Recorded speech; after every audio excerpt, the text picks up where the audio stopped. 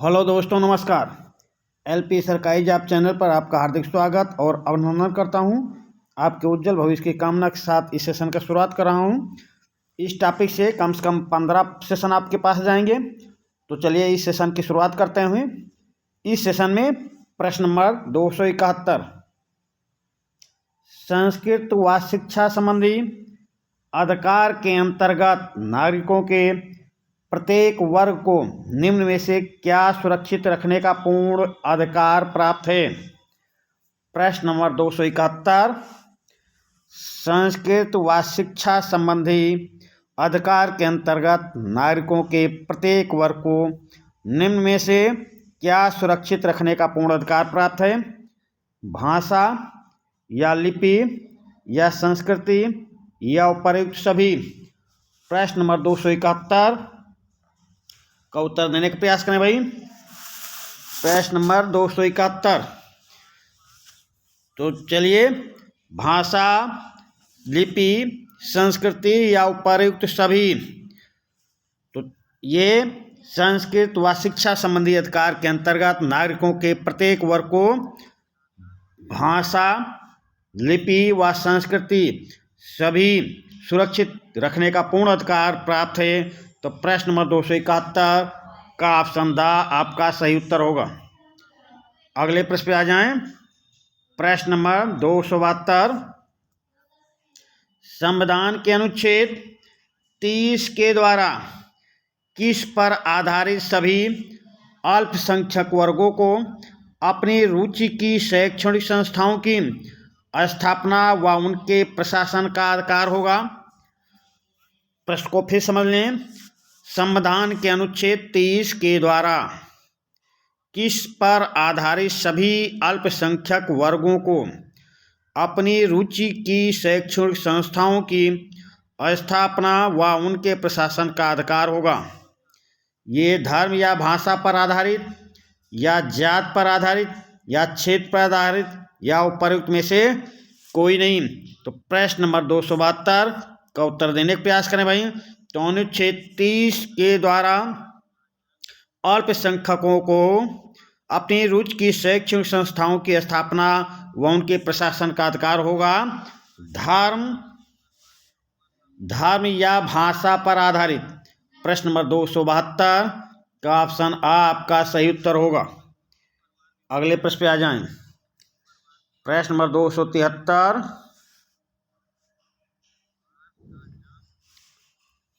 निम्न में से किस आधार पर मूल अधिकारों की आलोचना की जाती है। निम्न में से किस आधार पर मूल अधिकारों की आलोचना की जाती है। ऑप्शन आ, इसमें ऐसी बातों को छोड़ दिया गया है जिन्हें मूल अधिकार घोषित किया जाना चाहिए था। या ऑप्शन बा, मूल अधिकारों के साथ बहुत अधिक अपवाद व प्रतिबंध लगा दिए गए हैं। या ऑप्शन सा, सामान्य स्थिति में भी निवारक निरोध की व्यवस्था है। या ऑप्शन द, उपर्युक्त सभी आधारों पर। प्रश्न नंबर 273 का उत्तर देने का प्रयास करें भाई। निम्न में से किस आधार पर मूल अधिकारों की आलोचना की जाती है। तो हाँ, बात सही है। इसमें ऐसी बातों को छोड़ दिया गया है जिन्हें मूल अधिकार घोषित किया जाना चाहिए था। इस आधार पर आलोचना की जाती है। मूल अधिकारों के साथ बहुत अधिक अपवाद व प्रतिबंध लगा दिए गए हैं। इस आधार पर भी आलोचना होती है। सामान्य स्थिति में भी निवारक निरोध की व्यवस्था है। इस आधार पर भी आलोचना की जाती है। तो ये तीनों आधार पर आलोचना की जाती है। तो प्रश्न नंबर 273 का ऑप्शन द आपका सही उत्तर हो जाएगा, उपर्युक्त सभी आधारों पर। चलिए अगले प्रश्न पे आ जाएं। प्रश्न नंबर 274, संसद द्वारा मानवाधिकार आयोग व न्यायालय गठन संबंधी विधेयक कब पारित किया गया। संसद द्वारा मानवाधिकार आयोग व न्यायालय गठन संबंधी विधेयक कब पारित किया गया। सितंबर 1993 में, या नवंबर 1993 में, या दिसंबर 1993 में, या जनवरी 1994 में। प्रश्न नंबर 274 का उत्तर देने का प्रयास करें भाई। संसद द्वारा मानवाधिकार आयोग व न्यायालय गठन संबंधी विधेयक कब पारित किया गया? तो ये पारित किया गया था दिसंबर 1993 में। प्रश्न नंबर 274 का ऑप्शन सा आपका सही उत्तर होगा। अगले प्रश्न पे आ जाएं। प्रश्न नंबर 275 राष्ट्रीय मानवाधिकार आयोग में कितने सदस्यों का प्रावधान है? राष्ट्रीय मानवाधिकार आयोग में कितने सदस्यों का प्रावधान है?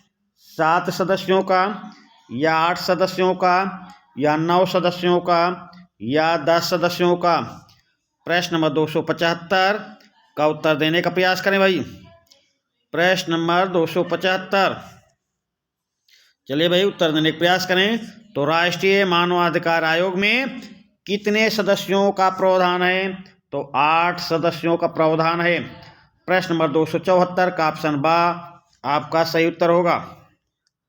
अगले प्रश्न पे आ जाएं। प्रश्न नंबर 276 राष्ट्रीय मानवाधिकार आयोग का क्षेत्राधिकार निम्न पर नहीं है। राष्ट्रीय मानवाधिकार आयोग का क्षेत्राधिकार निम्न पर नहीं है।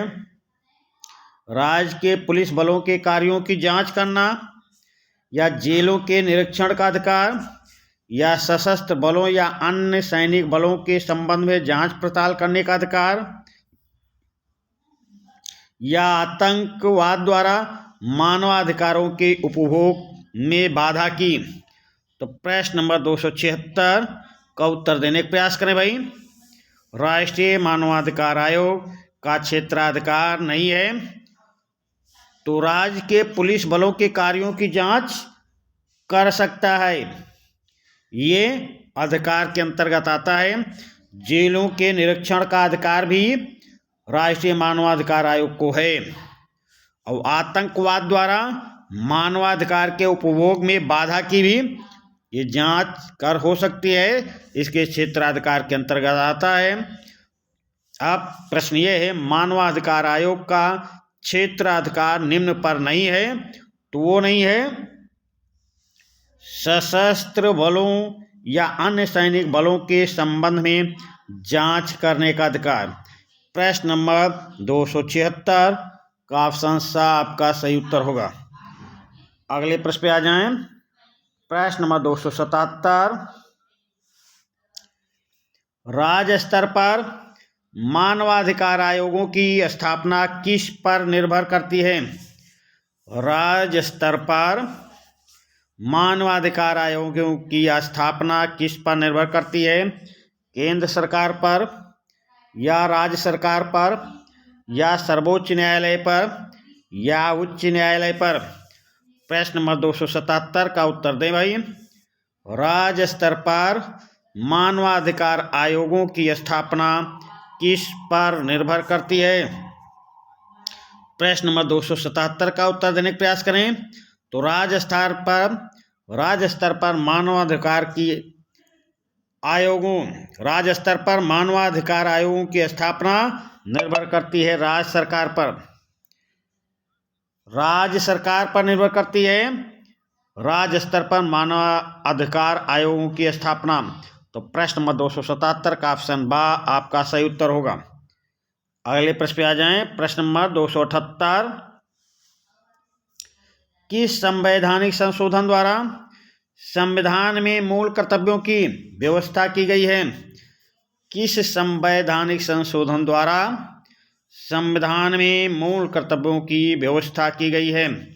ये 42वें संविधान संशोधन द्वारा, या 43वें संशोधन द्वारा, या 44वें संविधान संशोधन द्वारा, या 45वें संविधान संशोधन द्वारा? प्रश्न नंबर 278 का उत्तर देने का प्रयास करें। किस संवैधानिक संशोधन द्वारा संविधान में मूल कर्तव्यों की व्यवस्था की गई है भाई? तो ये 42वें संविधान संशोधन द्वारा 1976 में 1976 में प्रधानमंत्री कौन थे? इंदिरा गांधी प्रधानमंत्री थी उस समय। इंदिरा गांधी प्रधानमंत्री थी। तब लागू किया गया था स्वर्ण सिंह समिति की रिपोर्ट पर। स्वर्ण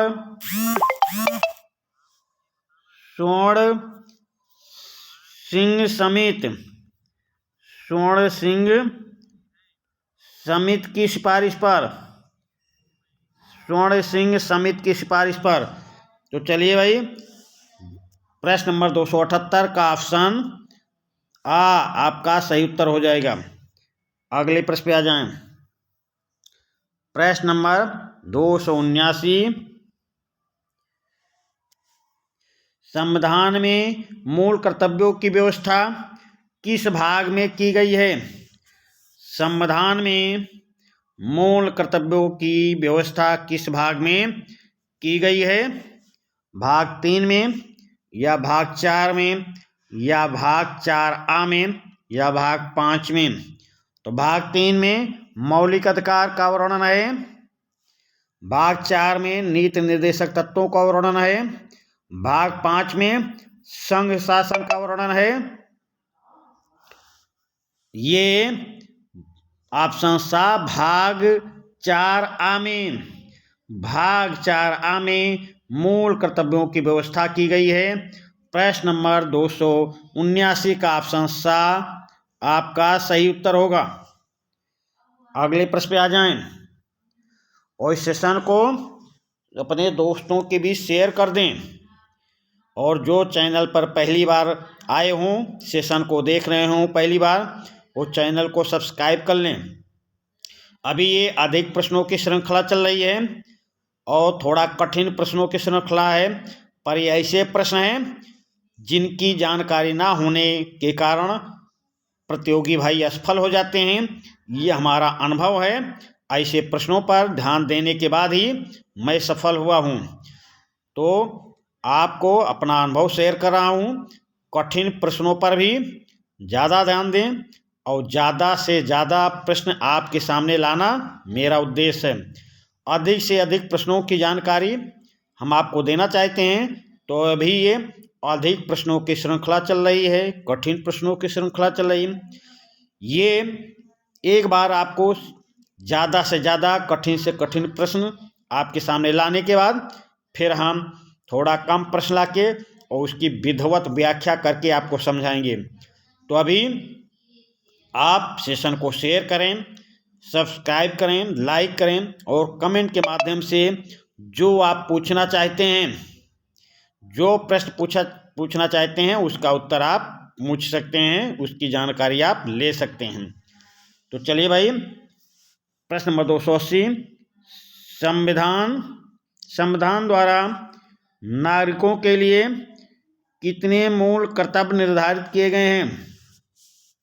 संविधान द्वारा नागरिकों के लिए कितने मूल कर्तव्य निर्धारित किए गए हैं? 5 या 10 या 15 या 20? तो मूल कर्तव्य की बात हो रही भाई। तो मूल कर्तव्य 10 निर्धारित किए गए हैं। अभी वर्तमान में कितने मूल कर्तव्य हैं? तो वर्तमान में 11 मूल कर्तव्य हैं भाई। 11 मूल कर्तव्य हैं वर्तमान में। वर्तमान में 11 मूल कर्तव्य हैं, समझ गए? तो प्रश्न के अकॉर्डिंग आपका ऑप्शन बी आपका सही उत्तर होगा। प्रश्न के अकॉर्डिंग ऑप्शन बी आपका सही उत्तर होगा। अगले प्रश्न पे आ जाएं। प्रश्न नंबर 281, निम्न में से कौन सा कर्तव्य मूल कर्तव्यों की श्रेणी में आता है? निम्न में से कौन सा कर्तव्य मूल कर्तव्यों की श्रेणी में आता है? प्रश्न नंबर 281 का उत्तर देने का प्रयास करें। भारत की संप्रभुता व एकता की रक्षा, या ऑप्शन बा राष्ट्रीय आंदोलन के प्रेरक आदर्शों का पालन, या ऑप्शन सा देश की रक्षा व राष्ट्र की सेवा, या ऑप्शन दा उपर्युक्त सभी। तो प्रश्न नंबर 281 का उत्तर देने का प्रयास करें। कौन सा मूल कर्तव्यों की श्रेणी में आता है? तो भारत की संप्रभुता व एकता की रक्षा भी आती है, राष्ट्रीय आदर्शों के प्रेरक आदर्शों का पालन भी आता है, देश की रक्षा व राष्ट्र की सेवा भी आती है। तो आपका उत्तर क्या सही होगा? प्रश्न नंबर 281 का ऑप्शन द आपका सही उत्तर हो जाएगा। अगले प्रश्न पे आ जाएं। प्रश्न नंबर 282, मूल कर्तव्यों की निम्न में से किस आधार पर आलोचना की जाती है? मूल कर्तव्यों की निम्न में से किस आधार पर आलोचना की जाती है? कर्तव्यों के उल्लंघन पर दंड की व्यवस्था नहीं है, या भाषा की अस्पष्टता, या अत्यधिक आदर्शवादी, या उपयुक्त सभी आधारों पर। प्रश्न नंबर 282 का उत्तर देने का प्रयास करें। मूल कर्तव्यों की निम्न में से किस आधार पर आलोचना की जाती है? तो कर्तव्यों के उल्लंघन पर दंड की व्यवस्था इसमें नहीं है, इस आधार पर आलोचना की जाती है। भाषा अस्पष्ट है यानी भाषा कठिन है। ऑप्शन सा अत्यधिक आदर्शवादी है। तीनों आधार पर आलोचना की जाती है। तो प्रश्न नंबर 282 का ऑप्शन द आपका सही उत्तर हो जाएगा। प्रश्न नंबर 282 का ऑप्शन द आपका सही उत्तर है। अगले प्रश्न पे आ जाएं। प्रश्न नंबर 283, संसद द्वारा अस्पृश्यता अपराध अधिनियम कब पारित किया गया? संसद द्वारा अस्पृश्यता अपराध अधिनियम कब पारित हुआ? 1955 में, या 1956 में, या 1957 में, या 1958 में? प्रश्न नंबर 283, संसद द्वारा अस्पृश्यता अपराध अधिनियम कब पारित किया गया? 1955 में, 1956 में, 1957 में, या 1958 में? प्रश्न नंबर 283 का उत्तर देने का प्रयास करें। तो संसद द्वारा अस्पृश्यता अपराध अधिनियम 1955 में पारित किया गया भाई, 1955 में। प्रश्न नंबर 283 का ऑप्शन आ आपका सही उत्तर होगा। प्रश्न नंबर 284, संविधान के किस अनुच्छेद द्वारा सिखों द्वारा कृपाण धारण करना और लेकर चलना धार्मिक स्वतंत्रता का अंग माना गया है? प्रश्न को फिर समझ लें। संविधान के किस अनुच्छेद द्वारा सिखों द्वारा कृपाण धारण करना और लेकर चलना धार्मिक स्वतंत्रता का अंग माना गया है? अनुच्छेद 24 के तहत, या अनुच्छेद 25 के तहत, या अनुच्छेद 26 के तहत, या अनुच्छेद 27 के तहत? प्रश्न नंबर 284 का उत्तर देने का प्रयास करें भाई। किस अनुच्छेद के तहत सिख कृपाण लेकर चल सकते हैं, कृपाण धारण कर सकते हैं भाई? तो प्रश्न नंबर 284 का ऑप्शन बा ऑप्शन अनुच्छेद 25 बा ऑप्शन सही होगा। प्रश्न नंबर 284 का ऑप्शन बा संविधान के अनुच्छेद 25 द्वारा सिखों द्वारा कृपाण धारण करना और लेकर चलना धार्मिक स्वतंत्रता का अंग माना जाता है। तो प्रश्न नंबर 284 का ऑप्शन बा आपका सही उत्तर हो जाएगा। अगले प्रश्न पे आ जाएं। प्रश्न नंबर 285, मौलिक कर्तव्यों की व्यवस्था संविधान में किसके लिए की गई है? मौलिक कर्तव्यों की व्यवस्था संविधान में किसके लिए की गई है? प्रश्न नंबर 285 का उत्तर देने का प्रयास करें भाई। प्रश्न नंबर 285, ये विदेशियों के लिए की गई है, या औद्योगिक क्षेत्र के कर्मचारियों के लिए, या भारतीय नागरिकों के लिए, या केंद्र सरकार के कर्मचारियों के लिए? तो प्रश्न नंबर 285 का उत्तर देने का प्रयास करें भाई। मौलिक कर्तव्यों की व्यवस्था किसके लिए की गई है? तो ये भारतीय नागरिकों के लिए की गई है भाई। प्रश्न नंबर 285 का ऑप्शन सा आपका सही उत्तर होगा। अगले प्रश्न पे आ जाएं। प्रश्न नंबर 286, विदेशी सरकारों से उपाधि व सम्मान प्राप्त करने के लिए भारतीय नागरिकों को किससे अनुमति प्राप्त करनी होगी? प्रश्न नंबर 286, विदेशी सरकारों से उपाधि व सम्मान प्राप्त करने के लिए भारतीय नागरिकों को किससे अनुमति प्राप्त करनी होगी? राज्यपाल से, या राष्ट्रपति से, या मुख्यमंत्री से, या प्रधानमंत्री से? प्रश्न नंबर 286 का उत्तर देने का प्रयास करें। तो भाई राष्ट्रपति की अनुमति से विदेशी सरकारों से उपाधि या सम्मान प्राप्त किया जा सकता है। भारतीय नागरिक राष्ट्रपति की अनुमति से ही उपाधि या सम्मान प्राप्त करेंगे। तो प्रश्न नंबर 286 का ऑप्शन बा आपका सही उत्तर है। अगले प्रश्न पे आ जाएं। प्रश्न नंबर 287, निम्न में से किस मौलिक अधिकार द्वारा बलात् श्रम एवं स्त्रियों के क्रय विक्रय पर रोक लगाई गई है? निम्न में से किस मौलिक अधिकार द्वारा बलात् श्रम एवं स्त्रियों के क्रय विक्रय पर रोक लगाई गई है? तो ये स्वतंत्रता का अधिकार के तहत है, या समानता का अधिकार के तहत है, या शोषण के विरुद्ध अधिकार है, या धार्मिक स्वतंत्रता का अधिकार है? प्रश्न नंबर 287 का उत्तर देने का प्रयास करें। तो बलात् श्रम एवं स्त्रियों के क्रय विक्रय पर रोक लगाई गई है शोषण के विरुद्ध अधिकार के तहत। प्रश्न नंबर 287 का ऑप्शन सा आपका सही उत्तर होगा। अगले प्रश्न पे आ जाएं। प्रश्न नंबर 288, प्रश्न नंबर 288, संविधान में मौलिक कर्तव्यों से संबंधित प्रावधानों की अनुशंसा किस समिति द्वारा की गई थी? संविधान में मौलिक कर्तव्यों से संबंधित प्रावधानों की अनुशंसा किस समिति द्वारा की गई है? तो मंडल आयोग द्वारा, या सरकारी आयोग द्वारा, या स्वर्ण सिंह समिति द्वारा, या राजमन्नार समिति द्वारा?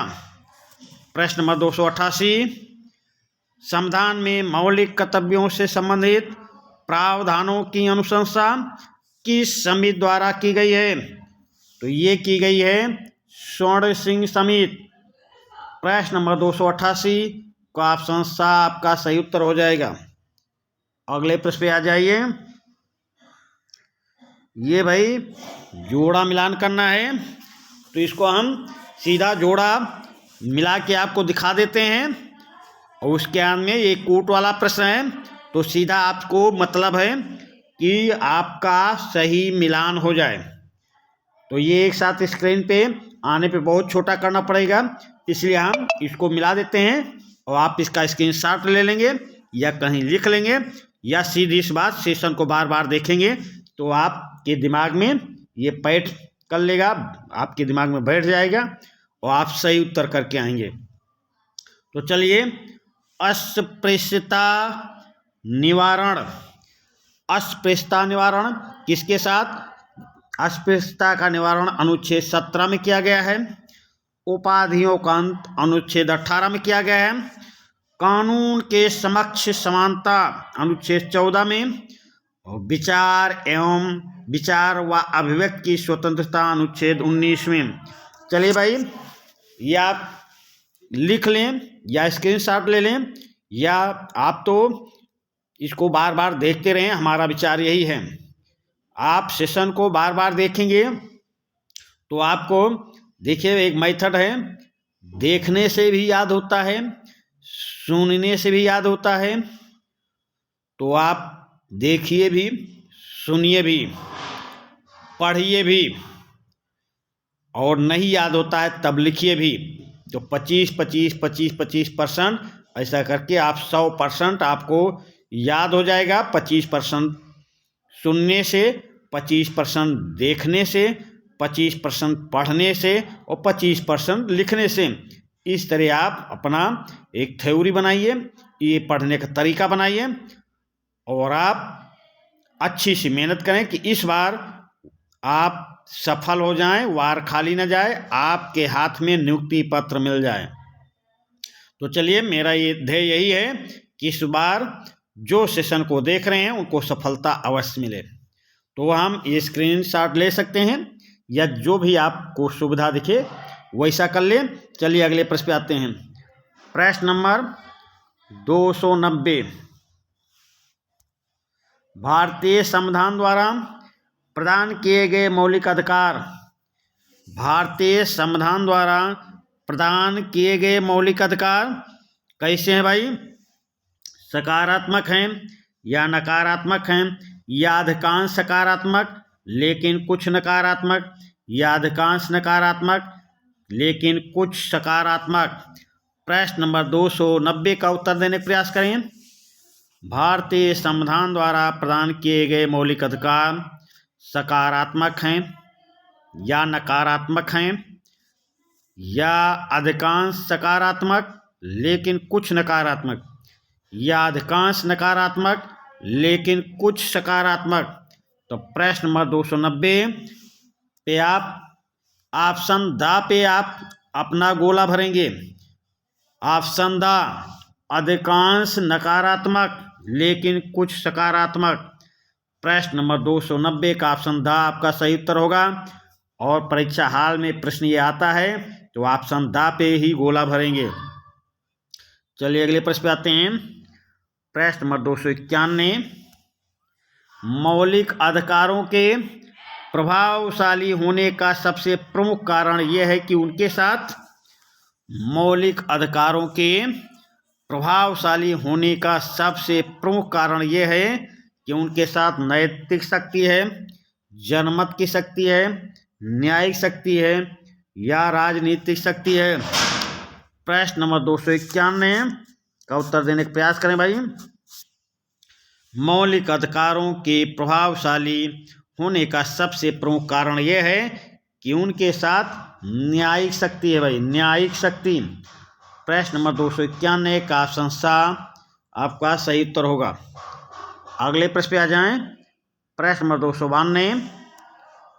संविधान के अनुच्छेद 18 के अनुसार किन उपाधियों के अलावा राज्य अन्य कोई उपाधियां प्रदान नहीं कर सकता है? प्रश्न को फिर समझें। संविधान के अनुच्छेद 18 के अनुसार किन उपाधियों के अलावा राज्य अन्य कोई उपाधियां प्रदान नहीं कर सकता है? ये सेना अथवा विद्या से संबंधित, या धर्म संबंधी, जाति से संबंधित, या उपरोक्त में से कोई नहीं। प्रश्न नंबर 292। संविधान के अनुच्छेद 18 के अनुसार सेना अथवा विद्या से संबंधी उपाधियों के अलावा राज्य अन्य कोई उपाधियां प्रदान नहीं कर सकता है। तो प्रश्न नंबर 292 का ऑप्शन आपका सही उत्तर होगा। अगले प्रश्न पे आ जाएं। प्रश्न नंबर 293। भारत राज्य क्षेत्र में अबाध भ्रमण व निवास की स्वतंत्रता पर राज्य किसके हित में प्रतिबंध लगा सकती है? भारत राज्य क्षेत्र में अबाध भ्रमण व निवास की स्वतंत्रता पर राज्य किसके हित में प्रतिबंध लगा सकती है? तो ये सामान्य जनता के हित में, हाँ, सामान्य जनता के हित में अबाध भ्रमण व निवास पर प्रतिबंध लगाया जा सकता है, निवास की स्वतंत्रता पर। अनुसूचित जातियों के हित में, हाँ, अनुसूचित जातियों के हित में भी अबाध भ्रमण व निवास की स्वतंत्रता पर प्रतिबंध लगाया जा सकता है। अनुसूचित जनजातियों के हित में भी, अनुसूचित जनजातियों के हित में भी अबाध भ्रमण व निवास की स्वतंत्रता पर राज्य प्रतिबंध लगा सकती है। तो ऊपर तीनों आधारों पर लगा सकती है। तो आपका उत्तर क्या सही होगा? Option the. प्रश्न नंबर 293 का ऑप्शन द आपका सही उत्तर है। अगले प्रश्न पे आ जाएं। प्रश्न नंबर 294, राज्य द्वारा धार्मिक स्वतंत्रता संबंधी अधिकारों पर किस आधार पर प्रतिबंध लगाया जा सकता है? राज्य द्वारा धार्मिक स्वतंत्रता संबंधी अधिकारों पर किस आधार पर प्रतिबंध लगाया जा सकता है? प्रश्न नंबर 294, ये सार्वजनिक व्यवस्था के आधार पर लगाया जा सकता है, या नैतिकता के आधार पर, या स्वास्थ्य के आधार पर, या उपर्युक्त सभी आधारों पर? तो प्रश्न नंबर 294, राज्य द्वारा धार्मिक स्वतंत्रता संबंधी अधिकारों पर किस आधार पर प्रतिबंध लगाया जा सकता है? तो सार्वजनिक व्यवस्था के आधार पर, नैतिकता के आधार पर एवं स्वास्थ्य के आधार पर। तो प्रश्न आपका 294 का ऑप्शन द आपका सही उत्तर होगा। अगले प्रश्न पे आ जाएं। प्रश्न नंबर 295, किसी देश के संविधान से प्रेरणा पाकर मूल कर्तव्यों को संविधान में सम्मिलित किया गया है? किस देश के संविधान से प्रेरणा पाकर मूल कर्तव्यों को संविधान में सम्मिलित किया गया है? ये ब्रिटेन से प्रेरणा पाया, या फ्रांस से, या सोवियत संघ से, या अमेरिका से? प्रश्न नंबर 295 का उत्तर देने का प्रयास करें भाई। किसी देश के संविधान से प्रेरणा पाकर मूल कर्तव्यों को संविधान में सम्मिलित किया गया है? तो ये पूर्व सोवियत संघ से प्रेरणा पाकर। प्रश्न नंबर 295 का ऑप्शन सा आपका सही उत्तर होगा। प्रश्न नंबर 296, प्रश्न नंबर 296, मूल कर्तव्यों को संविधान में सम्मिलित करने का प्रमुख उद्देश्य क्या था? मूल कर्तव्यों को संविधान में सम्मिलित करने का प्रमुख उद्देश्य क्या था, ये आपको बताना है। ऑप्शन देखते हैं। मूल अधिकारों को अधिक प्रभावी बनाना, या नीति निर्देशक तत्वों को अधिक प्रभावी बनाना, या उपर्युक्त दोनों के मध्य संतुलन स्थापित करना, या राष्ट्र विरोधी गतिविधियों व कार्यों पर नियंत्रण स्थापित करना? प्रश्न नंबर 296 का उत्तर देने का प्रयास करें भाई। मूल कर्तव्यों को संविधान में सम्मिलित करने का प्रमुख उद्देश्य क्या था? तो प्रमुख उद्देश्य था राष्ट्र विरोधी गतिविधियों व कार्यों पर नियंत्रण स्थापित करना। प्रश्न नंबर 296 का ऑप्शन द आपका सही उत्तर होगा। अगले प्रश्न पे आ जाएं। प्रश्न नंबर 297,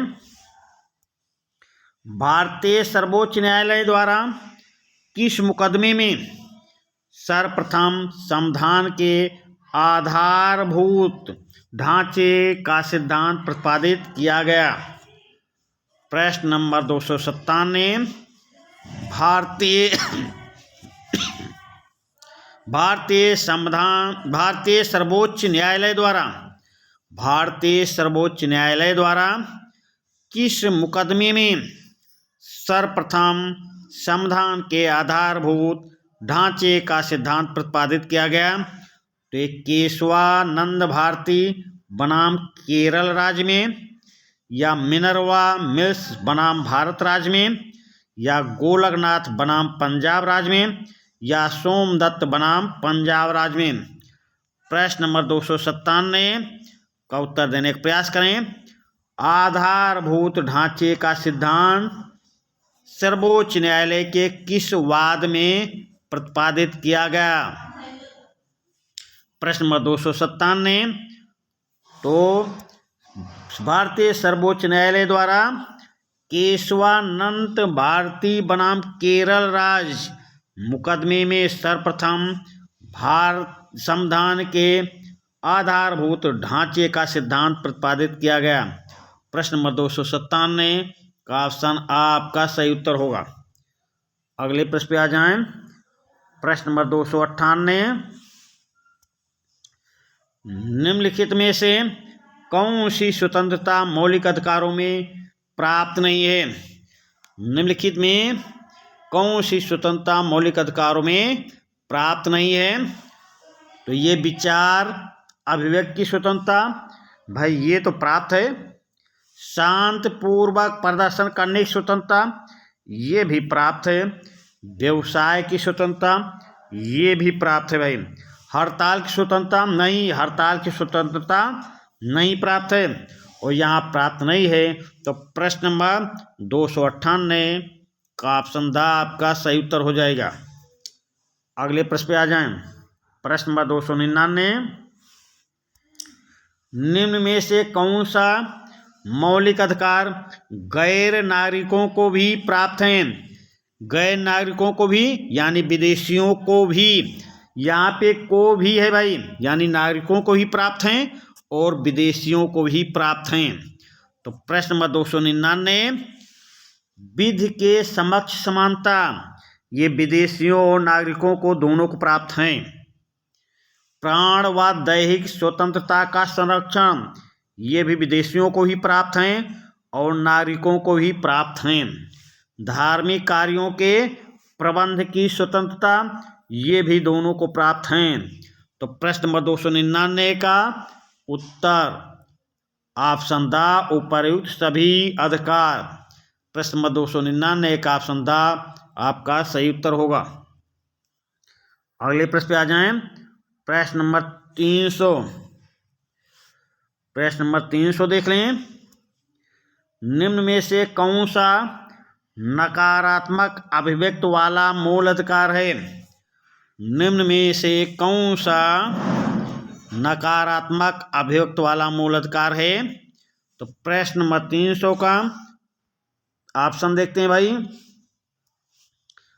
पूर्णता राजनीति से पोषित संस्था में धार्मिक शिक्षा निषिद्ध की गई है, ये नकारात्मक अभिव्यक्ति वाला मूल अधिकार है। या राज, सेना या विद्या के अलावा कोई उपाधि नहीं देगा, या राज किसी को विधि के समक्ष समानता या समान संरक्षण से वंचित नहीं करेगा, या उपर्युक्त सभी। प्रश्न नंबर 300 का उत्तर देने का प्रयास करें भाई। निम्न में से कौन सा नकारात्मक अभिव्यक्ति वाला मूल अधिकार है? तो पूर्णता राजनीति से पोषित संस्था में धार्मिक शिक्षा निषिद्ध है, ये नकारात्मक अभिव्यक्ति वाला मूल अधिकार है।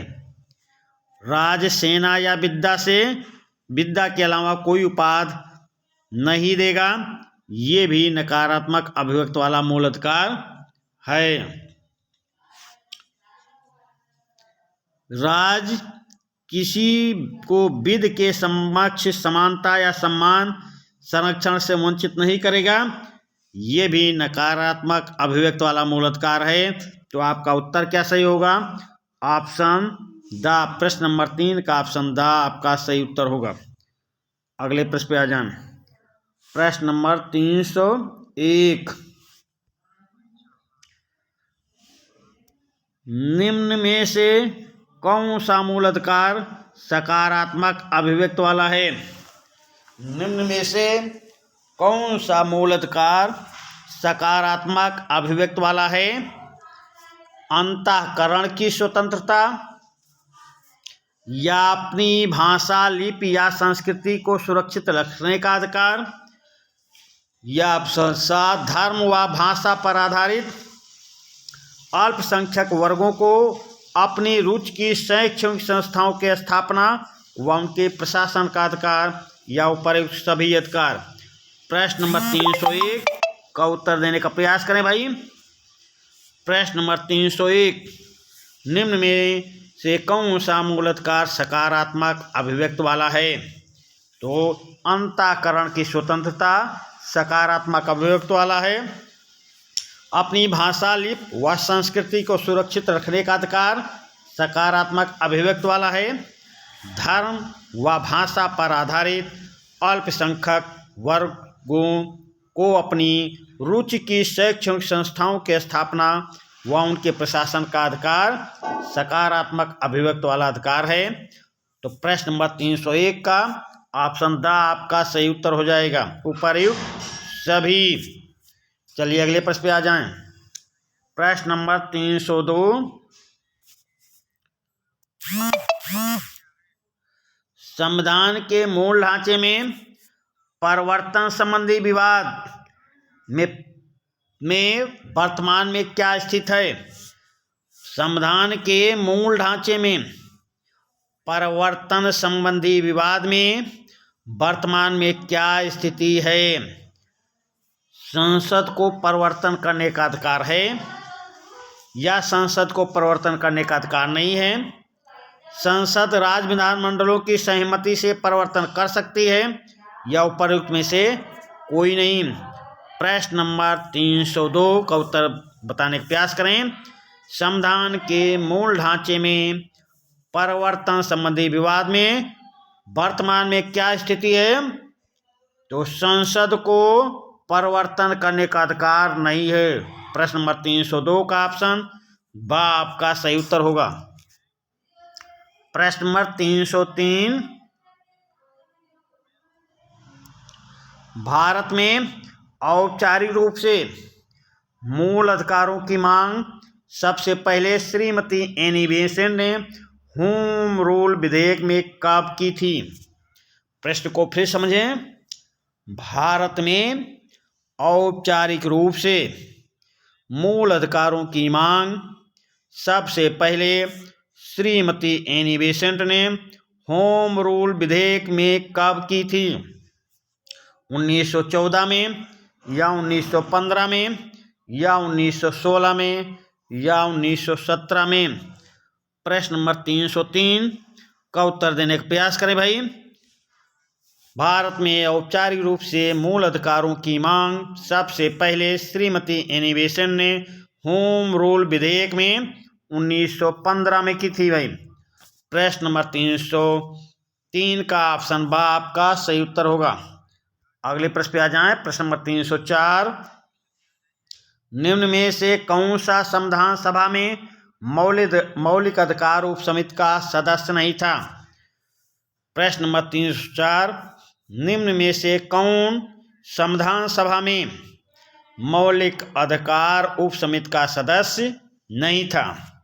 मीनू मसानी या जेबी कृपलानी या केटी शाह या महात्मा गांधी? प्रश्न नंबर 304 का उत्तर देने का प्रयास करें भाई। तो संविधान सभा में मौलिक अधिकार उप समिति के सदस्य मीनू मसानी भी थे, जेबी कृपलानी भी थे, केटी शाह भी थे, महात्मा गांधी नहीं थे। तो प्रश्न नंबर 304 का ऑप्शन द सही उत्तर होगा। महात्मा गांधी मौलिक अधिकार उप समिति के सदस्य नहीं थे, यही ऑप्शन आपका सही उत्तर होगा। चलिए अगले प्रश्न पे आते हैं। प्रश्न नंबर 305, प्रश्न नंबर 305, गोलकनाथ के निर्णय से पूर्व तक भारत में मूल अधिकारों के संशोधन के संबंध में क्या स्थिति थी? प्रश्न को फिर समझें। गोलकनाथ के निर्णय से पूर्व तक भारत में मूल अधिकारों के संशोधन के संबंध में क्या स्थिति थी भाई? तो चलिए ऑप्शन देखते हैं। संसद द्वारा संविधान के किसी भी भाग में संशोधन किया जा सकता है, मूल अधिकार भी इसमें सम्मिलित है। या संसद मूल अधिकारों में कोई सीमित नहीं कर सकती, मूल अधिकारों में कुछ भी सीमित नहीं कर सकती। या ऑप्शन सा, संसद न्यायालय की पूर्व अनुमति से ही संशोधन कर सकती है। या ऑप्शन द, केवल राज्य विधानमंडल ही संशोधन कर सकते हैं। तो गोलकनाथ के निर्णय से पूर्व, प्रश्न को अच्छी तरह समझें भाई। गोलकनाथ के निर्णय से पूर्व तक भारत में मूल अधिकारों के संशोधन के संबंध में क्या स्थिति थी? तो संसद द्वारा संविधान के किसी भी भाग में संशोधन किया जा सकता था, मूल अधिकार भी इसमें सम्मिलित हैं। प्रश्न नंबर 305 का ऑप्शन आ आपका सही उत्तर होगा। अगले प्रश्न पे आ जाएं। प्रश्न नंबर 306, गोलकनाथ बनाम पंजाब राज के वाद में सर्वोच्च न्यायालय द्वारा क्या निर्णय प्रदान किया गया? गोलकनाथ बनाम पंजाब राज के वाद में सर्वोच्च न्यायालय द्वारा क्या निर्णय प्रदान किया गया? संसद को मूल अधिकारों में संशोधन का अधिकार है, या संसद को मूल अधिकारों को सीमित नहीं कर सकती, या संसद 3/4 बहुमत द्वारा ही मूल अधिकारों में संशोधन कर सकती है, या संसद कुछ मूल अधिकारों को संशोधन कर सकती है। तो प्रश्न नंबर 306 का उत्तर देने का प्रयास करें भाई। गोलकनाथ बनाम पंजाब राज के वाद में सर्वोच्च न्यायालय द्वारा क्या निर्णय प्रदान किया गया? तो निर्णय क्या था भाई? संसद मूल अधिकारों को सीमित नहीं कर सकती। गोलकनाथ बनाम पंजाब राज के वाद में सर्वोच्च न्यायालय द्वारा निर्णय दिया गया कि संसद मूल अधिकारों को सीमित नहीं कर सकती है। प्रश्न नंबर 306 का ऑप्शन बा सही उत्तर होगा। अगले प्रश्न पे आ जाएं। प्रश्न नंबर 307, प्रश्न नंबर 307, संवैधानिक 24वें संवैधानिक संशोधन द्वारा यह सुनिश्चित किया गया कि 24वें संवैधानिक संशोधन द्वारा यह सुनिश्चित किया गया कि संसद संविधान के भाग 3 में किसी प्रकार का संशोधन नहीं कर सकती, या संसद को मौलिक अधिकारों सहित संविधान के सभी उपबंधों को संशोधित करने का अधिकार है, या संसद संविधान के भाग 3 में सर्वोच्च न्यायालय के परामर्श से ही संशोधन कर सकती है, या उपरोक्त में से कोई नहीं। प्रश्न नंबर 307 का उत्तर देने का प्रयास करें भाई। 24वें संवैधानिक संशोधन द्वारा यह सुनिश्चित किया गया कि संसद संविधान के भाग 3 में किसी प्रकार का संशोधन नहीं कर सकती, या संसद को मौलिक अधिकारों सहित संविधान के सभी उपबंधों को संशोधित करने का अधिकार है, या संसद संविधान के भाग 3 में सर्वोच्च न्यायालय के परामर्श से ही संशोधन कर सकती है, या ऑप्शन दा उपरोक्त में से कोई नहीं। तो प्रश्न नंबर 307 का उत्तर क्या हो जाएगा भाई? 24वें संवैधानिक संशोधन द्वारा यह सुनिश्चित किया गया कि संसद को मौलिक अधिकारों सहित संविधान के सभी उपबंधों में संशोधित करने का अधिकार है। प्रश्न नंबर 307 का ऑप्शन बा आपका सही उत्तर होगा। अगले प्रश्न पे आ जाएं। प्रश्न नंबर 308, गोलकनाथ बनाम पंजाब राजवाद के अपने निर्णय को सर्वोच्च न्यायालय ने किस मामले में उलट दिया? प्रश्न नंबर 308, गोलकनाथ बनाम पंजाब राजवाद के अपने निर्णय को सर्वोच्च न्यायालय ने किस मामले में उलट दिया? तो केशवानंद भारती बनाम केरल राज्य में, या पश्चिम राज बनाम गोपालन, या द्वारका प्रसाद बनाम सोलापुर स्पिनिंग कंपनी, या शंकरी प्रसाद बनाम भारत राज्य। तो प्रश्न नंबर 308 का उत्तर दें भाई। गोलकनाथ बनाम पंजाब राजवाद के अपने निर्णय को सर्वोच्च न्यायालय ने किस मामले में उलट दिया? तो ये केशवानंद भारती बनाम केरल राज्य मामले में अपने ही निर्णय को पलट दिया था। तो प्रश्न नंबर 308 का ऑप्शन आपका सही उत्तर होगा। अगले प्रश्न पे आ जाएं। प्रश्न नंबर 309, नीति निर्देशक सिद्धांत संविधान के किस भाग में उल्लिखित हैं? नीति निर्देशक सिद्धांत संविधान के किस भाग में? तो भाग 1 में राज्यों से संबंधित है, भाग 2 नागरिकता से संबंधित है। भाग चार में नीति निर्देशक तत्वों का उल्लेख है। और भाग 8 में ये भाग 8 संघ राज्यों से संबंधित है। तो प्रश्न नंबर 309 नीति निर्देशक सिद्धांत संविधान के किस भाग में उल्लिखित हैं? तो भाग 4 में उल्लिखित है। प्रश्न नंबर 309 का ऑप्शन सा आपका सही उत्तर होगा। अगले प्रश्न पे आ जाएं। नीति निर्देशक तत्वों का उल्लेख संविधान के किन अनुच्छेदों में किया गया है? नीति निर्देशक तत्वों का उल्लेख संविधान के किन अनुच्छेदों में किया गया है? अनुच्छेद 33 से 35 या अनुच्छेद 36 से 51 या अनुच्छेद 52 से 60 या अनुच्छेद 64 से 68।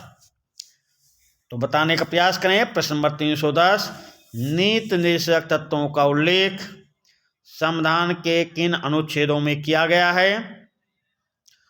तो चलिए उत्तर बताएं और सेशन को शेयर भी करते रहें और लाइक नहीं करते हैं लाइक भी करते जाइए और कमेंट के माध्यम से जो प्रश्न पूछना चाहते हैं वो हमसे जानकारी प्राप्त कर सकते हैं। तो प्रश्न नंबर 310 नीति निर्देशक तत्वों का उल्लेख संविधान के किन अनुच्छेदों में है? तो ये है अनुच्छेद 36 से 51 भाई। प्रश्न नंबर 310 का ऑप्शन बा आपका सही उत्तर होगा। अगले प्रश्न पे आ जाएं। प्रश्न नंबर 311 राजनीति के निर्देशक तत्वों एवं मूल अधिकारों में प्रमुख अंतर क्या है? राजनीति के निर्देशक तत्वों एवं मूल अधिकारों में प्रमुख अंतर क्या है? मूल अधिकार न्याय योग्य होते हैं। ऑप्शन आ देखें। मूल अधिकार न्याय योग्य होते हैं लेकिन निर्देशक तत्व न्याय योग्य नहीं हैं। मूल अधिकार निषेधात्मक हैं जबकि नीति निर्देशक सिद्धांत सकारात्मक निर्देश हैं। ऑप्शन सा आ बा दोनों सही है या ऑप्शन दा उपर्युक्त में से कोई नहीं। तो प्रश्न नंबर 311 का उत्तर देने का प्रयास करें भाई। प्रश्न नंबर 311 नीति निर्देशक तत्वों एवं मूल अधिकारों में प्रमुख अंतर क्या है? तो मूल अधिकार न्याय योग्य होते हैं लेकिन निर्देशक तत्व न्याय योग्य नहीं होते हैं। एक अंतर तो यही हो गया। मूल अधिकार निषेधात्मक हैं जबकि निर्देशक सिद्धांत सकारात्मक निर्देश हैं। ये भी सही है। तो उत्तर आपका क्या सही हो जाएगा? उपर्युक्त आ बात दोनों सही है। तो प्रश्न नंबर 311 का ऑप्शन सा सही उत्तर हो जाएगा। अगले प्रश्न पे आ जाएं। प्रश्न नंबर 312 नीति निर्देशक सिद्धांत क्या है? नीति निर्देशक सिद्धांत क्या है? वाद योग है, वाद योग नहीं है। कुछ सिद्धांत वाद योग हैं, उपर्युक्त में से कोई नहीं। तो नीति निर्देशक सिद्धांत क्या है? ये भाई वाद योग नहीं है। नीति निर्देशक तत्व वाद योग नहीं है। प्रश्न नंबर 312 का ऑप्शन बा सही उत्तर होगा। अगले प्रश्न पे आ जाएं। प्रश्न नंबर 313 नीति निर्देशक तत्वों की अनुपालना की अपेक्षा किससे की जाती है? नीति निर्देशक तत्वों की अनुपालना की अपेक्षा किससे की जाती है? केंद्र सरकार से या राज्य सरकार से या केंद्र एवं राज्य सरकार दोनों से या उपर्युक्त में से किसी से नहीं। प्रश्न नंबर 313 का उत्तर देने का प्रयास करें। नीति निर्देशक तत्वों की अनुपालना की अपेक्षा किससे की जाती है? तो एक केंद्र सरकार से भी की जाती है, राज्य सरकार से भी की जाती है। तो आपका उत्तर क्या होगा? केंद्र एवं राज्य सरकार दोनों से। प्रश्न नंबर 313 का ऑप्शन सा केंद्र एवं राज्य सरकार दोनों से आपका सही उत्तर होगा। अगले प्रश्न पे आ जाएं। प्रश्न नंबर 314 मूल अधिकार व नीति निर्देशक तत्वों के महत्व के संबंध में 42वें संवैधानिक संशोधन से पूर्व वैधानिक दृष्टि से क्या स्थिति थी? प्रश्न नंबर 314 मूल अधिकार व नीति निर्देशक तत्वों के महत्व के संबंध में 42वें संवैधानिक संशोधन से पूर्व यानी पहले वैधानिक दृष्टि से क्या स्थिति थी? निर्देशक तत्वों को मूल अधिकारों की अपेक्षा गौण स्थिति प्राप्त थी या मूल अधिकारों को नीति निर्देशक तत्वों की अपेक्षा गौण स्थिति प्राप्त थी या दोनों की समान स्थिति थी या उपर्युक्त में से कोई नहीं? तो भाई ये नीति निर्देशक तत्वों को मूल अधिकारों की अपेक्षा गौण स्थिति प्राप्त थी। ऑप्शन आ सही उत्तर हो जाएगा। चलिए अगले प्रश्न पे आ जाएं। प्रश्न नंबर 315, किस संवैधानिक संशोधन द्वारा मूल अधिकारों की तुलना में नीति निर्देशक तत्वों को प्रमुखता की स्थिति प्रदान की गई थी? प्रश्न नंबर 315, किस संवैधानिक संशोधन द्वारा मूल अधिकारों की तुलना में निर्देशक तत्वों को प्रमुखता की स्थिति प्रदान की गई थी? ये 42वें संशोधन द्वारा या 43वें संशोधन द्वारा या 44वें संशोधन द्वारा या 45वें संशोधन द्वारा? प्रश्न नंबर 315 का उत्तर दें भाई।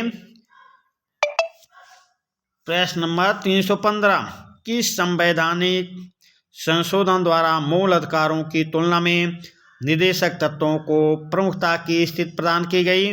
तो ये प्रदान की गई थी 42वें संशोधन द्वारा। प्रश्न नंबर 315 का ऑप्शन आ सही उत्तर होगा। अगले प्रश्न पे आ जाएं। प्रश्न नंबर 316, प्रश्न नंबर 316, मिनर्वा मिल्स व अन्य बनाम भारत सरकार विवाद में उच्चतम न्यायालय के निर्णय के पश्चात मूल अधिकार एवं निर्देशक तत्वों के महत्व के संबंध में क्या स्थिति है? प्रश्न को फिर समझ लें। मिनर्वा मिल्स व अन्य बनाम भारत सरकार विवाद में उच्च न्यायालय के निर्णय के पश्चात मूल अधिकार एवं निर्देशक तत्वों के महत्व के संबंध में क्या स्थिति है भाई? तो प्रश्न नंबर 316 का ऑप्शन देखें। निर्देशक तत्वों को मूल अधिकारों से उच्चता की स्थिति प्राप्त है या वैधानिक दृष्टि से निर्देशक तत्वों की तुलना में मूल अधिकारों को उच्चता की स्थिति प्राप्त है या दोनों के संबंध में अभी भी स्थिति अस्पष्ट है या उपर्युक्त में से कोई नहीं? तो प्रश्न नंबर 316, मिनर्वा मिल्स व अन्य बनाम भारत सरकार विवाद में उच्च न्यायालय के निर्णय के पश्चात मूल अधिकार एवं निर्देशक तत्वों के महत्व के संबंध में वैधानिक दृष्टि से निर्देशक तत्वों की तुलना में मूल अधिकारों को उच्चता की स्थिति प्राप्त है भाई। प्रश्न नंबर 316 का ऑप्शन बा सही उत्तर होगा। अगले प्रश्न पे आ जाएं। प्रश्न नंबर 317, निर्देशक तत्वों का सर्वाधिक प्रमुख लक्ष्य क्या है? निर्देशक तत्वों का सर्वाधिक प्रमुख लक्ष्य क्या है?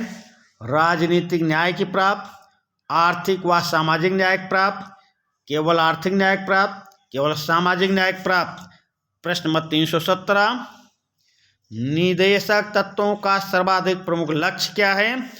तो सर्वाधिक प्रमुख लक्ष्य है आर्थिक व सामाजिक न्याय की प्राप्ति भाई। प्रश्न नंबर 317 का ऑप्शन बा आपका सही उत्तर होगा। अगले प्रश्न पे आ जाएं। प्रश्न नंबर 318, नीति निर्देशक तत्वों का लक्ष्य किस प्रकार के राज्य की स्थापना करना है? नीति निर्देशक तत्वों का लक्ष्य किस प्रकार के राज्य की स्थापना करना है भाई? प्रश्न नंबर 318, लोक कल्याणकारी राज्य की स्थापना या व्यक्तिवादी राज्य की स्थापना या साम्यवादी व्यवस्था के राज्य की स्थापना या निरंकुश राज्य की स्थापना? प्रश्न नंबर 318, नीति निर्देशक तत्वों का लक्ष्य किस प्रकार के राज्य की स्थापना करना है? तो ये है लोक कल्याणकारी राज्य की स्थापना करना है। प्रश्न नंबर 318 का ऑप्शन आ सही उत्तर होगा। अगले प्रश्न पे आ जाएं। प्रश्न नंबर 319 आर्थिक न्याय और आर्थिक सुरक्षा से संबंधित निर्देशक तत्व है। आर्थिक न्याय और आर्थिक सुरक्षा से संबंधित निर्देशक तत्व हैं। तो ये भाई चलिए ऑप्शन देखते हैं। प्रश्न नंबर 319 आर्थिक न्याय और आर्थिक सुरक्षा से संबंधित निर्देशक तत्व प्रत्येक स्त्री और पुरुष को समान रूप से जीविका के साधन प्रदान करना, ये इससे संबंधित है। राज्य के प्रत्येक नागरिक को समान कार्य के लिए समान वेतन, ये भी संबंधित है। वैज्ञानिक आधार पर कृषि का संचालन करना, ये भी इससे संबंधित है। तो आपका उत्तर क्या सही होगा? जब ये तीनों आर्थिक न्याय और आर्थिक सुरक्षा से संबंधित निर्देशक तत्व हैं, ये तीनों आर्थिक न्याय और आर्थिक सुरक्षा से संबंधित निर्देशक तत्व हैं। तो आपका उत्तर क्या सही होगा? ऑप्शन द आपका सही उत्तर हो जाएगा। 319 का ऑप्शन द सही उत्तर है। अगले प्रश्न पे आ जाएं। 320 सामाजिक सुरक्षा से संबंधित निर्देशक तत्व कौन से हैं? सामाजिक सुरक्षा से संबंधित निर्देशक तत्व कौन से हैं? तो उद्योगों के प्रबंध में कर्मचारियों का भाग लेना, या कुछ अवस्थाओं में काम, शिक्षा और लोक सहायता पाने का अधिकार, या बालकों के लिए निःशुल्क और अनिवार्य शिक्षा का प्रावधान, या उपर्युक्त सभी। तो प्रश्न नंबर 320 सामाजिक सुरक्षा से संबंधित निर्देशक तत्व ऑप्शन आ उद्योगों के प्रबंध में कर्मचारियों का भाग लेना है। ऑप्शन बा कुछ अवस्थाओं में काम, शिक्षा और लोक सहायता पाने का अधिकार है।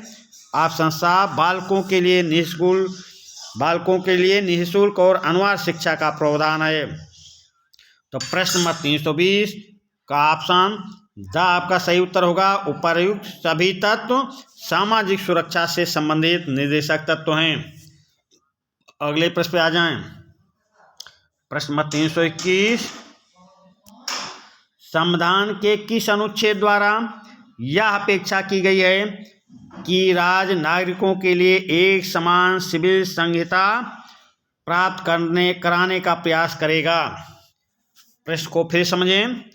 संविधान के किस अनुच्छेद द्वारा यह अपेक्षा की गई है कि राज्य नागरिकों के लिए एक समान सिविल संहिता प्राप्त कराने का प्रयास करेगा? तो चलिए भाई, अनुच्छेद 42 के तहत, अनुच्छेद 43 के तहत, या अनुच्छेद 44 के तहत, या अनुच्छेद 45 के तहत। तो भाई ये संविधान के 44वें अनुच्छेद द्वारा ये अपेक्षा की गई कि राज्य नागरिकों के लिए एक समान सिविल संहिता प्राप्त करने का प्रयास करेगा। तो प्रश्न नंबर 321 का ऑप्शन सा आपका सही उत्तर हो जाएगा। अगले प्रश्न पे आ जाएं। प्रश्न नंबर 322 नीति निर्देशक तत्वों में बालकों के लिए निःशुल्क और अनिवार्य शिक्षा का प्रावधान संविधान के किस अनुच्छेद द्वारा किया गया है? नीति निर्देशक तत्वों में बालकों के लिए निःशुल्क और अनिवार्य शिक्षा का प्रावधान संविधान के किस अनुच्छेद द्वारा किया गया है? अनुच्छेद 45 द्वारा, या अनुच्छेद 46 द्वारा, या अनुच्छेद 47 द्वारा, या अनुच्छेद 44 द्वारा। प्रश्न नंबर 322 का उत्तर देने का प्रयास करें। तो अनुच्छेद 22 के तहत बालकों के लिए निःशुल्क और अनिवार्य शिक्षा का प्रावधान किया गया है। तो प्रश्न नंबर 322 का ऑप्शन आ सही उत्तर हो जाएगा।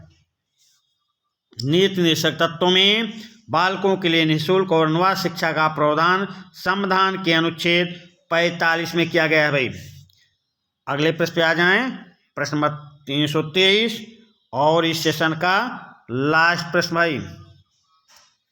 संविधान का अनुच्छेद 40 राज्य को निर्देश देता है कि वह वनों की रक्षा करे, उच्च शिक्षा की व्यवस्था करे, दुर्बल वर्ग के हितों की रक्षा करे या ग्राम पंचायतों का संगठन करने के लिए कदम उठाए।